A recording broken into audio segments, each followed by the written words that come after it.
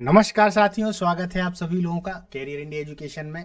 आज हम आपके लिए लेके आए हुए हैं महत्वपूर्ण मौका मोखा या मोचा चक्रवात। ये आप लोगों ने अभी काफी सुन रखा होगा और ये अगर देखा जाए तो परीक्षा की दृष्टि से बहुत ही ज्यादा महत्वपूर्ण है, खास तौर पर यूपीएससी के लिए और स्टेट पीसीएस के लिए। ये दो जगह पर प्रश्न अगर देखा जाए तो आ सकता है दोस्तों। एक तो आपके अगर आएगा तो जो जीएस का पेपर होता है उसमें ज्योग्राफी के चैप्टर में आएगा, भूगोल वाले चैप्टर में आएगा, या फिर आपदा प्रबंधन वाले चैप्टर में। देखिए, ज्योग्राफी वाले में तो सीधा सीधा चक्रवात और प्रति चक्रवात साइक्लोन है, जो एंटी साइक्लोन है वो क्लियर दिए हुए हैं।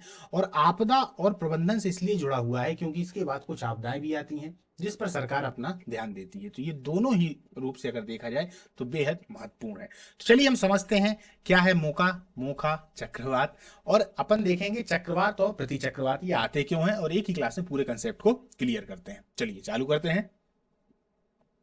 चक्रवात की जो एक शकल अगर देखी जाए दोस्तों तो कुछ इस तरीके की होती है। ये सामने मैंने आपके सामने पिक्चर एक रखी है, दो पिक्चर हैं, इनको देखिए। इसके बाद अपन चलते हैं कुछ इस तरीके से। तो दोस्तों यदि हम चक्रवात की बात करें तो आप लोगों ने अपने गांव क्षेत्र में या फिर जब आप कभी बाहर रहे हो कुछ थोड़े से मैदानी से इलाके में, तो आप लोगों ने देखा होगा कि धूल का एक बवंडर टाइप का होता है ना, जो सीधा सीधा चलता चलता ऊपर की ओर जाता है, जिसको कहीं कहीं गांव में भूत भी बोल दिया जाता है ना। उसको कह देते हैं कि यार ये तो भूत टाइप का, इसके पीछे मत आना नहीं तो आप उड़ के ऊपर चले जाओगे। बच्चों को इस तरीके से डरा दिया जाता है। उसी को एक तरीके से चक्रवात कहते हैं। फर्क इतना होता है कि आज हम जिस चक्रवात की बात कर रहे हैं वो एक बहुत बड़ा रूप ले लेता है, जिसमें बारिश भी होती है, हवाएं भी चलती हैं, तूफान भी आता है। और जिस चक्रवात की मैंने अभी आप लोगों को बात बताई उसका एक छोटा सा रूप हम गांव में अक्सर देखते रहे, आप लोगों ने भी कई बार देखा हुआ होगा। तो चलिए दोस्तों अब अपन इसको चालू करते हैं कि किस तरीके से ये आता है, क्या होती है कंडीशन। अगर आप देखेंगे तो यहाँ पर दोस्तों जो दूसरी पिक्चर है, ये वाली पिक्चर,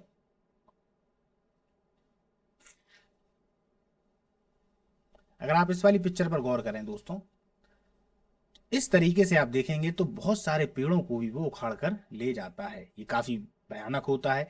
समुद्र में भी आता है, समुद्र के तटीय क्षेत्रों में भी ये पूरे के पूरे ये जो घर हैं ये अपने आप उड़ जाता है। देखिए दोस्तों अब इसको हम समझते हैं। सबसे पहले तो मोचा है क्या। दरअसल यमन देश के एक शहर का नाम मोचा है। कहाँ का? यमन देश का। इसका उच्चारण मोखा भी है। यमन के शहर का नाम मोचा है जिसे मोखा भी कहते हैं। तो ये जो यमन का एक देश है मोचा, ये दरअसल अगर देखा जाए ना तो कॉफी के लिए काफी प्रसिद्ध है, और यमन देश ने ही इसका नाम मोचा या मोखा रखा हुआ है। मोचा सिटी क्यों है खास, थोड़ा इसको भी आप लोग जान लीजिए दोस्तों।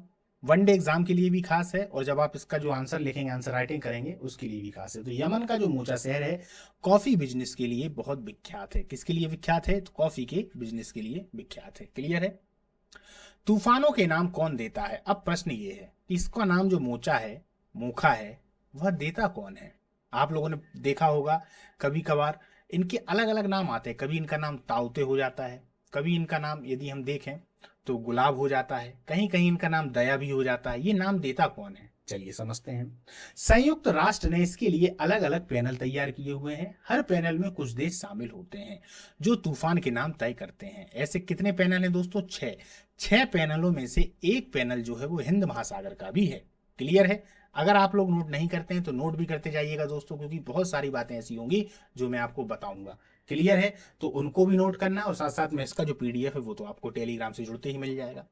यूएन के economic and social commission for Asia and Pacific panel के 13 सदस्य देश नॉर्थ हिंद महासागर में, जो नॉर्थ हिंद जो कि हिंद महासागर में है, यहां पर जो उठने वाले तूफान है इनको 13 सदस्य देश यानी 13 देश के जो लोग हैं वो लोग नाम तय करते हैं।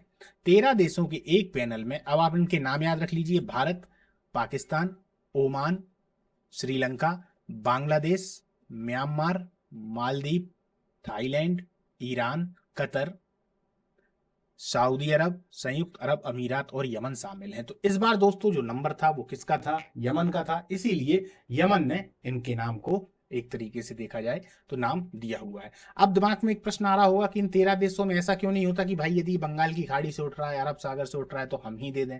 मान लीजिए हमने कुछ अलग नाम दिया उन्होंने कुछ अलग नाम दिया। तो एक तरीके से देखा जाए दोस्तों तो एक सर्वसम्मति नहीं बन पाती, इसीलिए इसकी ऐसी व्यवस्था की गई है कि सबका नंबर वाइज नंबर नाम आएगा और वो अपने यहाँ से इसको नाम दे दिया करेंगे।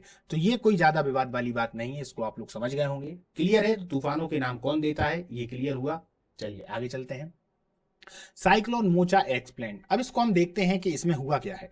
बंगाल की खाड़ी के ऊपर कम दबाव के क्षेत्र के बुधवार को चक्रवर्ती तूफान में तब्दील होने और तेज होने की संभावना है। इस चक्रवर्ती तूफान को मोचा नाम दिया गया है। इस सिस्टम के शुरू में 12 मई की सुबह तक उत्तर उत्तर पश्चिम की ओर बढ़ने के बाद बांग्लादेश म्यांमार तटों की ओर बढ़ने की उम्मीद है। कहां कहां पर है? बांग्लादेश में और म्यांमार तटों पर। मौसम विभाग ने इसके संभावित भयावहता का अनुमान करते हुए मछुआरों और छोटे जहाज, नाव और ट्रालरों के संचालकों को अलर्ट जारी किया है और सलाह दी है कि वे मंगलवार से दक्षिण पूर्व और उससे सटे मध्य बंगाल की खाड़ी में ना जाएं। यानी कि आज कौन सा वार है दोस्तों? अगर देखा जाए तो आज बुधवार है। क्लियर है? तो मंगलवार से ही उन्होंने बोल दिया था। बंगाल की पूर्व मध्य खाड़ी और उत्तर अंडमान सागर से भी लोगों को लौटने के लिए कहा है। मतलब कि जो भी तटवर्ती इलाके वाले हैं वहां पर उन्होंने खास तौर पर चेतावनी दे दी है कि आप इससे दूर रहें। अगर देखा जाए तो लगभग में 3 से 6 लोगों की मृत्यु भी हो चुकी है। चलिए आगे देखते हैं। अब अपन यहां पर इसका पूरा कंसेप्ट समझते हैं कि ये होता क्या है दोस्तों। तो यदि हम चक्रवात पढ़ेंगे तो साथ साथ प्रति चक्रवात भी पढ़ेंगे। अब आप लोगों को मैं एक चीज क्लियर कर दूं दोस्तों कि चक्रवात में आपको केवल एक कंसेप्ट समझना है, 3 बाकी अपने आप आपको समझ में आएंगे। क्लियर? इस बात पे भरोसा करिएगा। ये वाला जो है ना, इसी को अकेले याद करना है। इसको यदि आप लोगों ने याद कर लिया, याद करने से मेरा मतलब है कंसेप्ट को समझ लिया, तो उसके बाद ये जो चक्रवात है ये भी याद हो जाएगा। यानी कि उत्तरी गोलार्ध में चक्रवात और दक्षिणी गोलार्ध में चक्रवात। समझिएगा, देखिए उत्तरी गोलार्ध में चक्रवात और दक्षिणी गोलार्ध में चक्रवात। फिर इसी के विपरीत में आ जाता है उत्तरी गोलार्ध में प्रति चक्रवात और दक्षिणी गोलार्ध में प्रति चक्रवात। तो सिर्फ एक को समझना है, ये 3 अपने आप समझ में आ जाते हैं। लोग गलती क्या करते हैं कि वो चारों को समझने की कोशिश करते हैं और फिर भूल जाते हैं यार दाया बाया, राइट या लेफ्ट, ऊपर नीचे, clock wise, anti clock wise, यहीं पर थोड़ा गड़बड़ कर देते हैं और एक नंबर वनडे एग्जाम से भी बाहर चला जाता है। और खास तौर पर अगर देखा जाए तो प्री में भी इस प्रकार के प्रश्न पूछे जाते हैं थोड़े से घुमाकर, तो वहां भी हम गलत कराते हैं। तो अब आप गलत नहीं करेंगे, बस आप एक को समझ लेंगे तो बाकी पूरे समझ में आ जाएंगे। चलिए दोस्तों, अब अपन चालू करते हैं चक्रवात को। चक्रवात, अब चक्रवात होता क्या है? सबसे पहले तो आप लोग वैसे समझ लीजिए जैसे कि मैंने अभी आप लोगों को बताया थोड़ी देर पहले ही कि गांव में या एक खुले मैदान में आप लोगों ने देखा होगा कि जो बवंडर टाइप का है, यदि वही समुद्र वाले क्षेत्र में एक भारी रूप ले लेता है तो चक्रवात कहलाता है। क्लियर? तो ये वाली बात तो क्लियर हो जाती है। चक्रवात आते क्यों हैं? दरअसल दोस्तों होता क्या है, वर्ष में 2 बार समय ऐसा होता है जिस समय ये चक्रवात आने की संभावना सबसे ज्यादा होती है। एक संभावना बनती है दोस्तों मार्च अप्रैल में, यहां मैं लिखता जा रहा हूं, मैंने कहा है कि आप लोग नोट करते हुए चलें। एक होती है कब दोस्तों? मार्च में और अप्रैल में। ठीक है, तो मार्च अप्रैल में आएगा। या फिर दूसरी बार में अगर देखें तो साल में ही दूसरी बार में ये आता है, एक तरीके से देखा जाए तो नवंबर दिसंबर में। कब आता है? नवंबर दिसंबर में। लेकिन कभी कभार अगर देखा जाए तो ये सितंबर में भी आ जाता है। कब आ जाता है? सितंबर में। तो देखिए तीनों चीजें मैंने आपको बता दी। 21वीं सदी में देखा जाए, यानी कि जब अपन लोग हैं उस समय पर 3 ऐसे तूफान थे जो कि सितंबर माह में भी आए हुए हैं। क्लियर है? तो अगर ज्यादा डीपली प्रश्न पूछेगा तो वो इस तरीके के प्रश्न पूछ सकता है। तो याद रखिएगा, जिनमें से गुलाब, दया जो तूफान है वो सितंबर में आए हुए हैं। ठीक है, बाकी जो तूफान होंगे वो मार्च अप्रैल में आएंगे या फिर नवंबर दिसंबर में आएंगे। अब प्रश्न है कि इसी समय क्यों आते हैं? कारण ये है कि इस समय पर यदि देखा जाए तो जो क्षेत्र है, कौन सा वाला क्षेत्र? विषुवत जो रेखा है उसके ऊपर वाला क्षेत्र, समझिएगा, विषुवत रेखा के ऊपर वाला जो क्षेत्र है वहां पर कहीं ना कहीं एक तरीके से निम्न वायुदाब का क्षेत्र बन जाता है। क्या बन जाता है? निम्न वायुदाब का क्षेत्र। अब निम्न वायुदाब का क्षेत्र जहां बन जाता है दोस्तों, तो उस वायु को भरने के लिए देखा जाए तो जैसे होता क्या है, ज्यादा टेम्परेचर होगा। समझिएगा, सबसे पहले तो आप लोग ये समझ लीजिए कि ये जो सबसे पहला वाला अपन ने देखा ये है पूरा एक चक्रवात। ठीक है, ये चक्रवात है। यहां पर ये जो बीच में आप देख रहे हैं येलो कलर में, यहां पर हो गया सबसे ज्यादा टेम्परेचर। क्या हुआ? टेम्परेचर। समझिएगा पूरा ध्यान से, टेम्परेचर जैसे ही यहां पर ज्यादा होता है दोस्तों तो निम्न वायुदाब का क्षेत्र बन जाएगा। क्लियर। याद रखिएगा ताप सबसे अधिक होता है बीच में, ताप अधिक होगा, अधिकतम ताप, ठीक है, ताप अधिकतम। तो अब जब ताप अधिकतम हुआ तो निम्न वायुदाब का क्षेत्र बन गया। जब निम्न वायुदाब का क्षेत्र बन गया तो जो यहाँ की हवाएं हैं वो गर्म होकर ऊपर ऊपर उठने लगी। अब जब हवाएं गर्म होकर उठने लगी तो ये जो जगह खाली हो गई, ये वाली जगह, ये जो खाली हो गई है, इसको भरने के लिए बाहर की हवाएं भी आने लगी। समझिएगा, बाहर की जो हवाएं हैं, ठंडी हवाएं, वो इसको भरने के लिए आ गई। अब बाहर की हवाएं अंदर आ रही हैं और अंदर की हवाएं बाहर जा रही हैं। तो इस तरीके से धीरे धीरे करते करते एक बवंडर का रूप बन जाता है। इस तरीके से बवंडर का रूप बन जाता है, यही चक्रवात कहलाता है। एक बात याद रखिएगा, चक्रवात जब भी शुरुआत होती है चक्रवात की, तो वो चक्रवात की शुरुआत किसी ना किसी आइलैंड से ही होती है और धीरे धीरे वो बढ़ता हुआ फिर तटीय इलाकों के पास में पहुंचने लगता है। कहां से होती है? आइलैंड से होती है। तो एक बात को और याद रखिएगा कि जब भी शुरुआत होगी तो कहां से होगी दोस्तों? आइलैंड से होगी। ठीक है, आइलैंड का मतलब द्वीप से होगी, जो भी समुद्र के पास द्वीप होंगे। इसका कारण क्या है? कारण यह है कि द्वीप ही सबसे पहले गर्म होते हैं। आप लोग खुद देख लीजिए, जमीन और पानी यदि दो चीज रखी होगी तो जमीन सबसे पहले गर्म हो जाएगी। गर्म होगी, ताप ज्यादा होगा, निम्न दाब बनेगा, जो इसकी वायु है गर्म होकर ऊपर उठेगी, उसकी जगह भरने के लिए बाहर की वायुएं अंदर को आएंगी। अब जब यही आइलैंड के ऊपर बन जाता है तो आइलैंड के बाद यह समुद्री क्षेत्र में प्रवेश करना प्रारंभ करता है।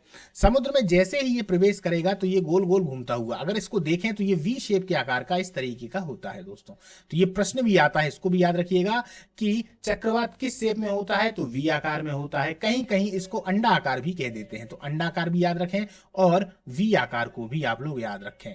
दूसरी बात, हवाएं जो होती हैं इसमें ऊपर से नीचे की ओर इस तरीके से चलती हुई दिखाई देती हैं। क्लियर है? अब ये जो हवाएं सी चल रही हैं तो ये धीरे धीरे चलता चलता समुद्र के पास में आता है। समुद्र के पास में जैसे ही आता है दोस्तों, तो समुद्र के आसपास का जो पानी है उसको भी साथ में उड़ा ले जाता है और अपने साथ में घुमाने लगता है। तब हम देखते हैं कि जब ये तटीय क्षेत्रों में पहुंचेगा तब तटीय क्षेत्रों में बहुत सारी जगह पर बारिश भी कर देता है। कहीं कहीं ये बारिश ओलावृष्टि के रूप में भी हमको देखने को मिलती है। कहीं कहीं अब आप लोग देखेंगे, जो आप लोगों ने गांव में देखे होंगे इसी तरीके के चक्रवात टाइप छोटे छोटे, तो आप देखते हैं ना कि धूल नीचे से उड़ती हुई पूरी जा रही है, तो साथ साथ में वो पानी को भी इसी तरीके से उड़ाकर लेके जाता है। तो यही होता है दोस्तों चक्रवात। अब ये जो आप ऊपर जो घूमने लगती हैं, ये जो हवाएं जो घूम रही हैं, और ये एक तरीके से देखा जाए कि आपस में मिलकर एक तरीके से पूरा बवंडर जो इन लोगों ने बना लिया है, ये किस लिए होता है? तो दोस्तों ये होता है कैरियोलस प्रभाव के कारण। किसके? कैरियोलस प्रभाव के कारण। इस कैरियोलस प्रभाव को अपन सबसे लास्ट में देखेंगे, फिर भी मैं यहां पे आपको बता देता हूं। कैरियोलस प्रभाव या फिर इसको हम फेरल के नियम भी कहते हैं, फेरल का नियम, ये आप लोगों ने पढ़ रखा होगा। इसमें होता क्या है दोस्तों कि यदि हम उत्तरी गोलार्ध में हैं, कहां पर? उत्तरी गोलार्ध में, तो जब हम उत्तरी गोलार्ध में देखते हैं तो होगा क्या कि फेरल के नियम के अनुसार, चूंकि पृथ्वी चल रही है विषुवत रेखा से ऊपर की बात कर रहे हैं दोस्तों, विषुवत रेखा पर नहीं, विषुवत रेखा पर कैरियोलस प्रभाव बिल्कुल शून्य होता है। याद रखिए, विषुवत रेखा पर भी और पोल पे भी, मतलब जो ऊपर के पोल हैं उन पर और विषुवत रेखा पर शून्य होता है।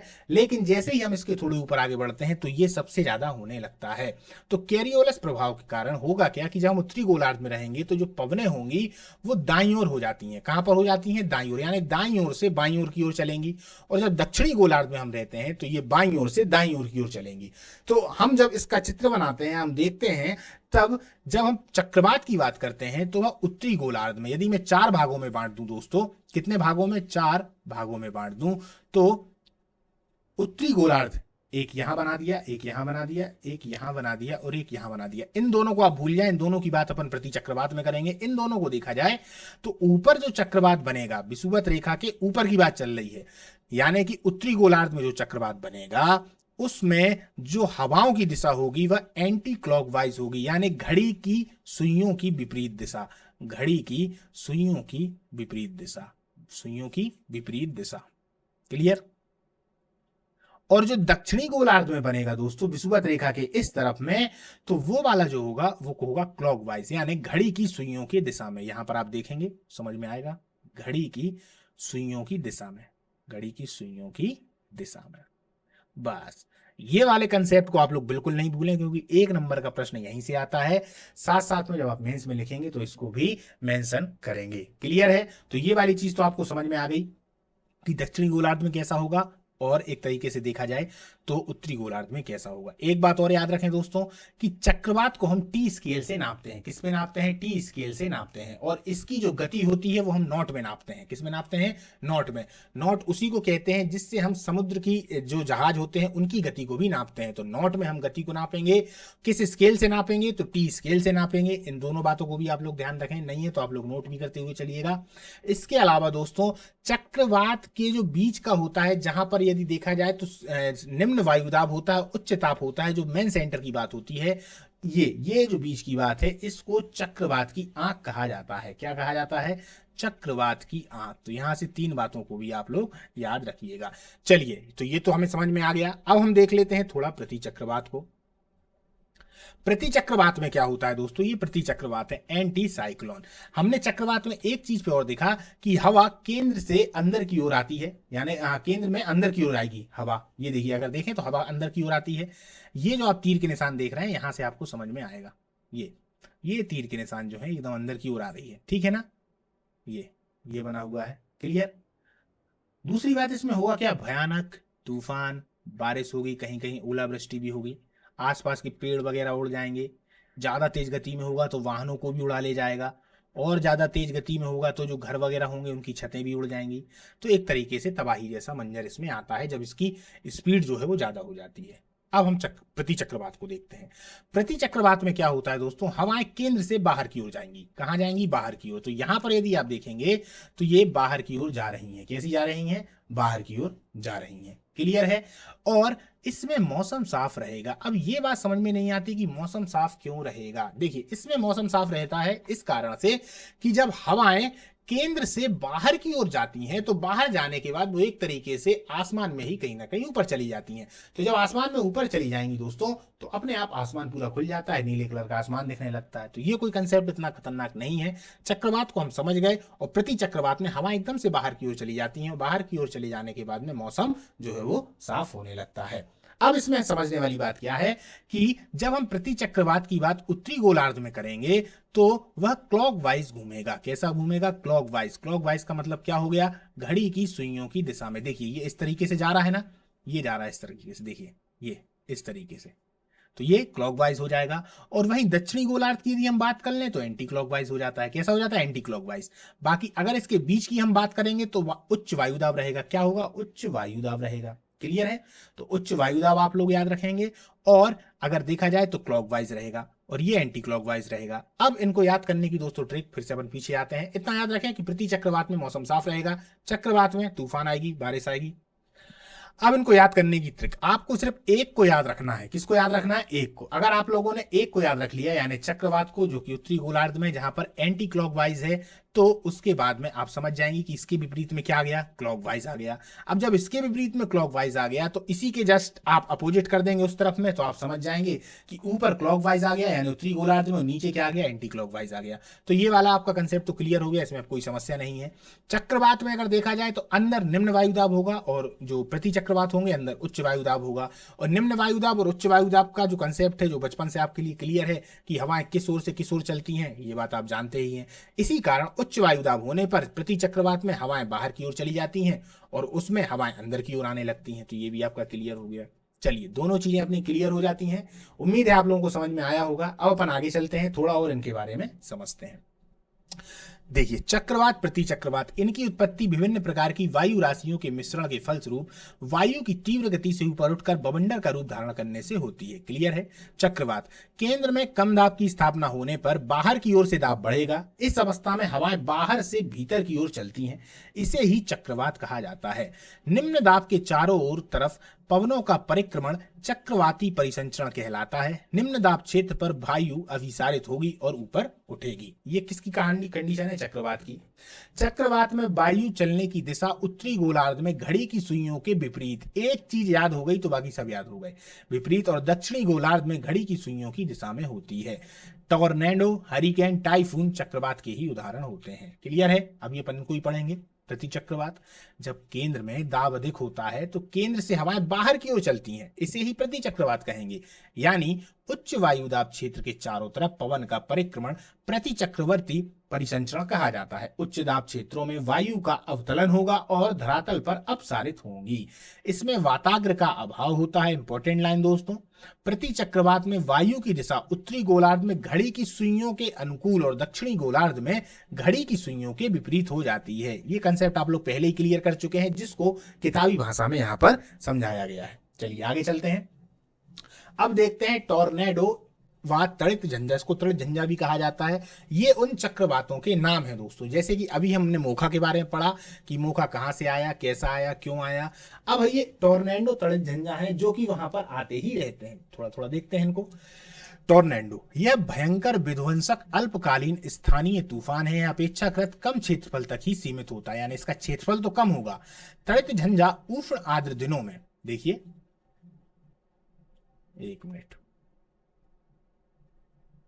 तड़ित झंझा उष्ण आर्द्र दिनों में प्रबल संवहन के कारण उत्पन्न होते हैं। तड़ित झंझा एक पूर्ण विकसित कपासी वर्षीय मेघ है, क्लियर, जो गरज व बिजली उत्पन्न करते हैं। जब यह बादल अधिक ऊंचाई तक चले जाते हैं जहां तापमान शून्य से कम रहता है तो इससे फिर ओले बनेंगे, अभी बताया मैंने, और ओलावृष्टि होती है।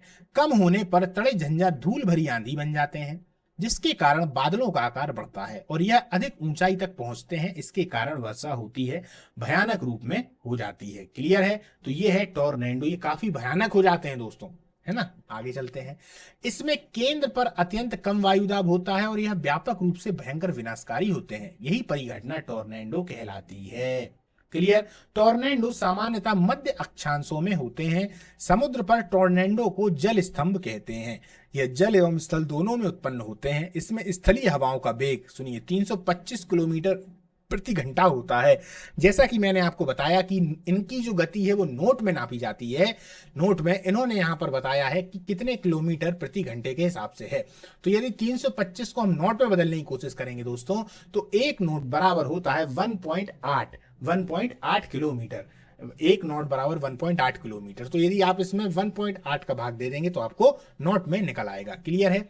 और ऑस्ट्रेलिया एवं संयुक्त राज्य अमेरिका के मिसिसिपी इलाकों में इस तूफान को टॉर्नेडो कहा जाता है। ये बात याद रखिएगा, ऑस्ट्रेलिया और संयुक्त राज्य अमेरिका के जो मिसिसिपी इलाके हैं वहीं पर यह टॉर्नेडो आता है या उनको टॉर्नेडो कहा जाता है।